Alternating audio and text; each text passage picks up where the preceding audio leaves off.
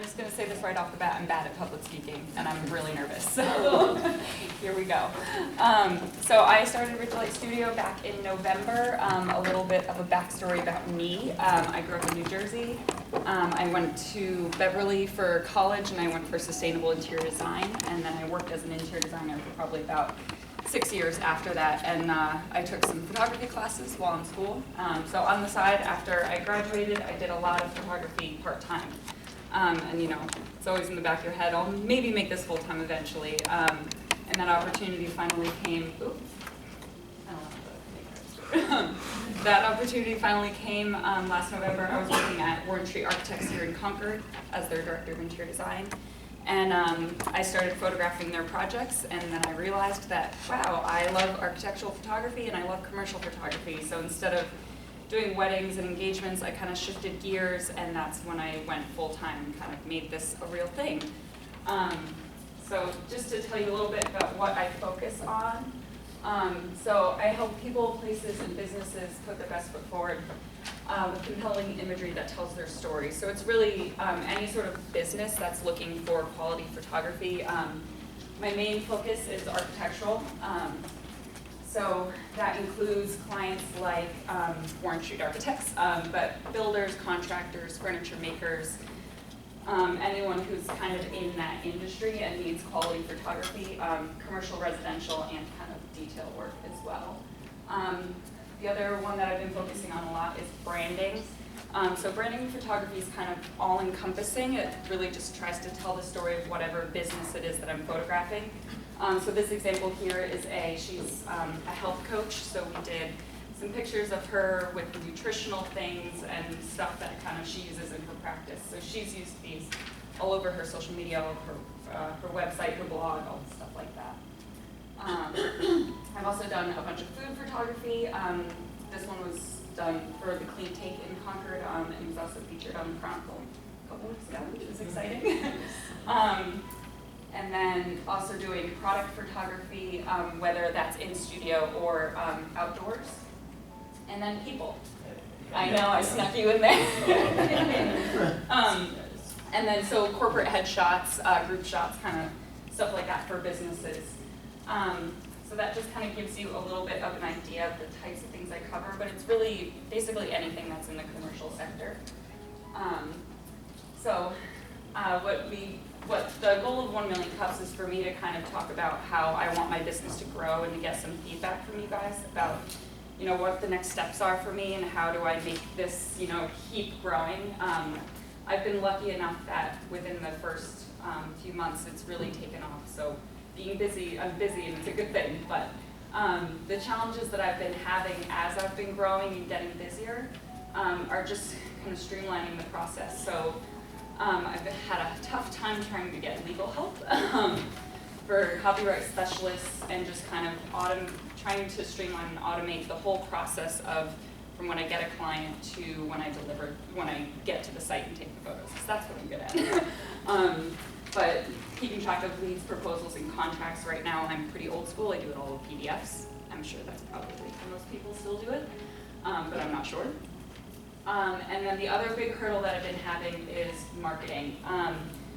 My leads have kind of come across the board. I'll get people who want to quote off Facebook. I'll get direct messages on Instagram. I'll get a random email from my website. It's kind of, there's been no consistent, you know, way of where I should be focusing my time on marketing. So I feel like it's kind of all over the place, and I would love to kind of figure out a strategy of what's the most efficient way to spend my time and reach the most people, because one of my visions for the next 5 years is to kind of reach out a little bit more. I'm in the Concord area and I love working in Concord, but I've also traveled out to Maine and Vermont and northern New Hampshire, so it would be nice to kind of reach all of those people so that they know that I exist. And then also for marketing, you know, when do you start outsourcing? When do you realize that, you know, I'm spending too much time doing all of this and I need to focus my time on photography and have somebody else do it? And then just what are the best practices, like I mentioned. And then just other challenges of just being an entrepreneur. I'm trying to do this all myself, so it gets a little overwhelming at times. And again, just time management. How do I know when I should be focusing my time on what, and when do you start asking for help? So that's really kind of my business in a nutshell. So I'm going to open it up to questions, comments, concerns, anything like that. So I got a comment that might help with contracts and proposals. Are you familiar with the Professional Photographers of America? I've heard of it. So they cover, so if you do like a yearly plan through them, it's like 3 something, but you can kind of hackle your way down a little. Yeah. It includes liability insurance and gear insurance, and it also gives you access to contracts focused on like different businesses. So whether you need a real estate contract outline or wedding or event, etc. And I believe they also have outlines for business proposals as well. And it's all generic, so you can just throw in like your own like images and whatnot. That would be really nice to have, because I've had like my base contracts and proposals, but then there's kind of like ones that need to be tweaked, or like you said, something something that's a little different from what I have. Same. And lawyers are expensive. I'm sorry. They are. So it's kind of tough being just starting out and having a really tight budget for a lot of things, to be charged, $150 for a 15-minute email. So Exactly. And I apologize to any lawyers in the room. It's just they know how much they charge. I realized I should maybe start charging for emails, but I'm just saying. So any other? So if you could send me that information, would be awesome. Any other? Yeah. Where are most of your leads coming from that lead to business? Like websites or referrals? They're all over the place. So There's one stream that's the best. there's no. I haven't found one stream that's kind of been the most effective, which is kind of what I'm looking for. Because it'd be nice to kind of gauge more of my time towards that one where I'm getting a lot of leads. But I've tried print. I've done Google ads. I've done Instagram ads. I've done just word of mouth referrals, lots of networking. So it's all over the place, which is a good thing, I guess, but it's hard to know where to spend my time for marketing. And how long did you say this? I started last November. Yeah. It's not a year yet. No. Yeah. Where my mind goes, like with, as a marketing guy, I think all that stuff is great, but I would think that like an aggregator, like an association that has all of the architects, all of the builders in it, if you can get in with that, or it's like the New Hampshire Builders Association, I think that's a thing, right? Sure, GC. Yeah. Yeah. Getting involved with that and being prominent in that, might get you a lot of deal flow and lead flow. That's true. And there can't be that many of them in the state, but doing some individual outreach, I think, in this digital age, and this has come from the digital marketing guy, walking in with like some donuts and stuff and saying, hey, I'm Kelly, I'd love to tell you about the way I am and what I do. I think there's a lot of value in that. I think there is too, and I should be setting aside more time to do that, because the biggest client that I do have was from a cold call. Oh, there you go. So it's just a matter of doing it. I think like scheduling that like 1 day a week, like this is what you're focusing Of on. just time with you. Or 4 hours of this 1 day a week. Yeah. Don't say that. I'll get back on that. Cool. That's a good idea. I second it. It works. It does work. Any other questions? Yeah. You're doing architectural, have you started hitting the real estate offices? I have a little bit. Is that something that you want to like move into? I've done it a bit. I did. I've done a bunch of work with the business team for Keller Williams. Tell Ryan hi. As much as I love doing real estate and it's nice and fun, I do prefer the higher end, working for architects, builders, stuff like that. Just because the pace of it's a little bit different. And the money is also very much better. Yeah, we don't pay you a lot. To be totally because that's coming out of our pockets. We're cheap. Yeah. But I just the client. I wonder if I can go back. But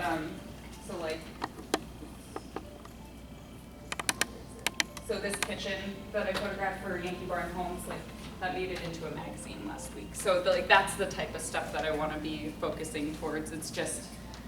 You take your time, you take 2-3 hours at the home, really stage it. Well, then I would recommend maybe going to the Lux divisions of certain agencies. Like I know Keller, I work with Ryan. I know Keller has we have a fine homes division. They don't touch anything that's under $1 million. Wow. Yeah. Seacoast, Coastal. I mean, the Portsmouth area, Yeah. your garage is $1 million. So, they pay more for photography because they're looking, because For those that. pictures are going into real estate magazines Gotcha. versus, Versus, just, like, just the listings. listing brag, you know, that you get over here and, you know, online. Those are going into, you know, Real Estate Today, Gotcha. Portsmouth Real Estate, that kind of stuff. That's So, good to know. I mean, I would definitely look at going into the Lux divisions, and Okay. every agency has one. Thank you. Yes. So, one thing that I have done for legal, and I know Jim and I have access to this, but it's like a prepaid legal protection program.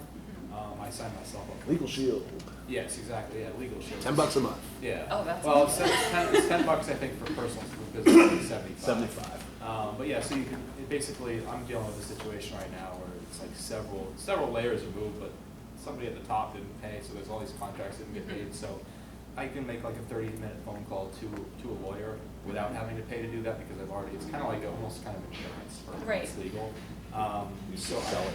Yeah, exactly. So I can, so I can make that, you know, I can make that call, and I'm kind of leaning on that. Right. They do have I think I talked to you about this, they do have a contract thing in there. I really don't like that part of it, so what I'll do is I'll design the contract, I'll copy, paste, dump it into, you know, like a Word, so I can edit it, and then I'll put it in a PDF, and I don't know, you have Adobe, I assume. So I if do, you use- yeah, and I if you have use the auto Fill and signs, sign yeah. on there, like Fill and sign, I think is really Yeah. good. You can just send it to somebody, and then it's Right, they can click online, and they'll sign. send it back to you. I think having someone a phone call away is very important, what I'm missing. For when you have those kind of like layers of people and contracts that you need to get through. So like for that kitchen, there was the builder, the magazine, and all the vendors, which was like 30 people. And everyone had their own idea about what the contracts should say, so it would have been nice to just be able to pick up the phone and ask someone real quick about usage rights and copyright, just for 5 Legal minutes. Shield's great. Yeah. Huh? Legal Shield's great. Yeah. Yeah, that's, It really is. It's affordable. So I'm interested when you talk about growing, because your business is entirely labor. I mean, the only way you grow is by putting in more hours, Yeah. because everything you do is you. Do you grow by charging more money? Do you grow by expanding within the architecture of food, or do you do new, like branch out into real estate? Is there opportunities to streamline your business? Because I don't understand how yeah. you grow a lot. It's a tough, What do you it's do? a tough one to think about because it could be any of those things. But I think for me personally, it would be a matter of finding those ideal clients that I do enjoy working with, and is kind of not necessarily consistent work, but people that would, you know, keep helping me grow. And then probably outsourcing, starting to take loads of things off my desk and give it to other people. So accounting could be outsourced, marketing could be outsourced. I could hire an assistant in a few years, which would be really nice. But, you know, the trouble with that is, of course, I would either need more clients or increase my prices so that I can afford to outsource all those things. So what's the thing that you spend a lot of time on right now that you wish you didn't, that would be better spent on something? Everything. I've had probably a week backlog of editing because I've been busy doing emails, proposals, contracts, phone calls, and shooting and going to shoots. So one thing that would be outsourcing editing. I'm not sure how I feel about that because it is something that I do enjoy and I'm very good at, and that's I think what sets my style apart from some other photographers that are in like the architectural and food and stuff. So I think it would be more outsourcing marketing, accounting, and having someone who could maybe answer emails, schedule appointments, stuff like that. Have you looked into getting like an admin that just works a few hours a week for you? I haven't yet. There's a Maybe couple of because shared I just don't know admins. how much it would Yeah. cost. You Yeah. you can do I do a shared admin right now. I used to have one that was like $25 an hour. I only have her for a couple hours a week. Right. Just do whatever all the busy work that you don't need to do. Mm-hmm. Just have somebody else do it. Yeah, that's a good idea. I'll go with you first. Me? Yes. Okay. Yeah, I'm just wondering if, because you want to grow, but you also want to grow economically and not spend too much, whatever. Is there someone that's in a similar position as you, but a different type business that is looking to reach the same clients that you are, that maybe you could reach out to some of those people and see if you might be able to help each other out? Partner. Yeah, not necessarily a partner, but maybe a collaborator or someone who's starting out like you are. But the key is you're both looking for the same types of either referrals or leads or clients, but you don't directly compete with each other. So that when you came across someone that is the ideal client for them, you could refer them, and vice versa for them to you, and that might be a good use of some of your time, and then you've sort of doubled your reach, but not your costs. I think I've been kind of utilizing that with the network of, Alan's also a part of this group, Tuesdays Together. It's a photography or creative group that they all kind of, there's a Facebook page and everybody will send out referrals or contacts or things for projects so that we share business. The only trouble that I find with that is our sector is very different from, I mean, Alan does a little bit of weddings, but I don't do any portraits, engagements, weddings, that type of deal.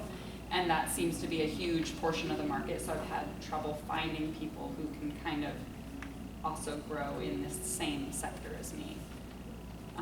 But I could Maybe you need reach a wedding out. photographer to hook up with. That Yeah, when that you could get be some of good. those leads, you can refer, and when they get stuff that you do that isn't a wedding, they can refer back to you. Or a video business. Yeah, there you go. And that's the other thing that I found a little bit of growth in and would like to explore more is working with videographers and marketing and ad agencies, because they're the ones that are building websites and brands and stuff for companies that then need imagery for all that content. So that's been a market I've tried to tap into a lot and haven't had a lot of success, unfortunately. But that's a good idea, though, to try to find some others that are in a similar area to try to help grow together. Or looking, not even the area, but they're looking for the same clients Yeah. that you are, and your businesses can't be opposites, but you don't want a direct competitor either. But it sounds like you're pretty unique, so I think anyone looking for the same type of clients might be where I'd start. Did you have a question?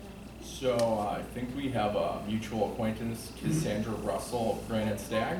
She's always looking for job work, and she went to school to be an admin originally. Oh, interesting. So she may be interested in helping you out with that. That'd be awesome. Question in the back. I saw somebody's hand go up here. Have you had an opportunity to work with any landscapers? I haven't, no.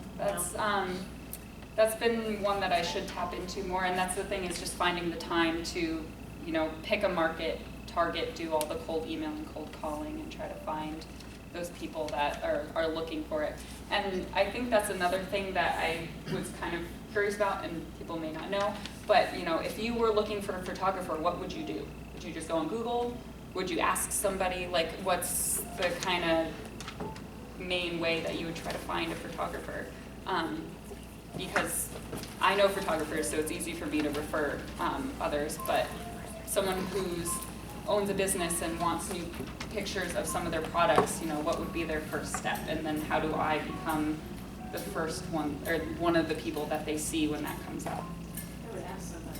Yeah. Especially if it Yeah. was, that was really important to me, Yeah. I don't want to get it wrong. Mhm. Yeah.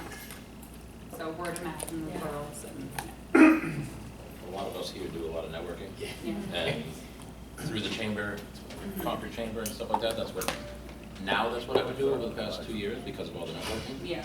Prior to that, I would have Googled, because I wouldn't have known what people to talk to. Right. So outside of this room, a lot of people don't like to network as much. They're gonna go to Google first. Yeah. That's where Kyle is gonna be on top.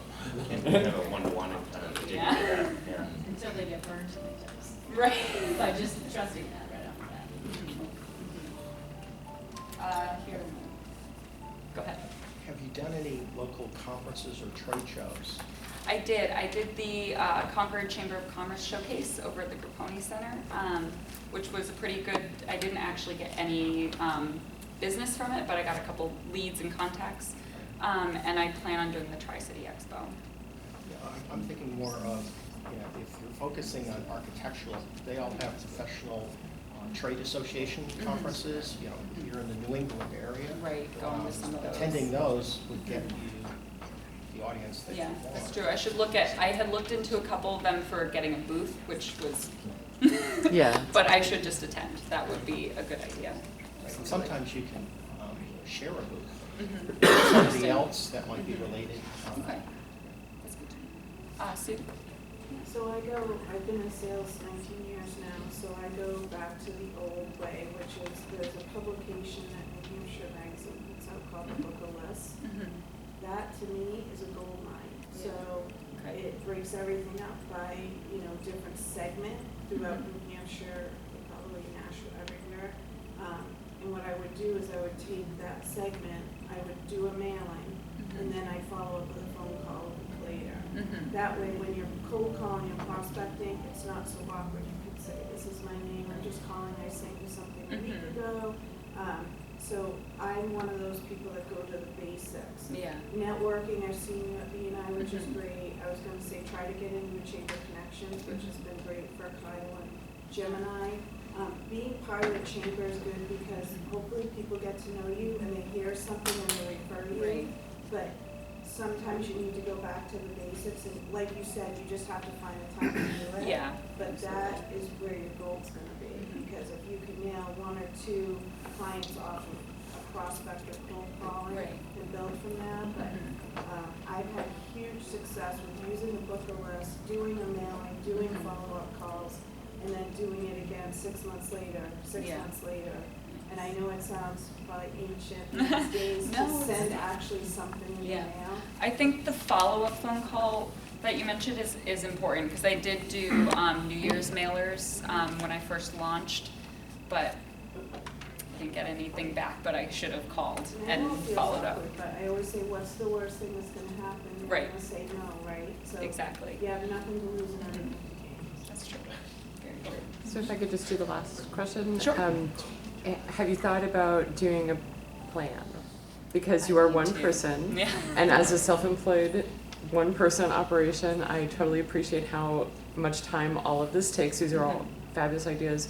But you have some resources in the room with school or NSBA that are free to you as a business owner to say, okay, here's my plan, I'm gonna do it, and then you won't find it quite as overwhelming. Right. And you can ask your friends and all these resources in the room to help you execute that plan. It would be time well spent. Yeah, I think that's a great idea. So the last question of 1 Million Cups is, just in a minute, how do people here help you grow as an entrepreneur, as a small business? What are some concrete things you can ask of this group? Big question. I mean, you guys helped with a lot of feedback. I mean, the biggest thing is just getting the word out. Yeah. Even if you don't know, even if the person you're talking to doesn't need photography right now, just mentioning that it exists, or like I think the biggest one, especially for branding, is people don't even think about it. They just snap a picture with their phone and put it on their website, and that's that.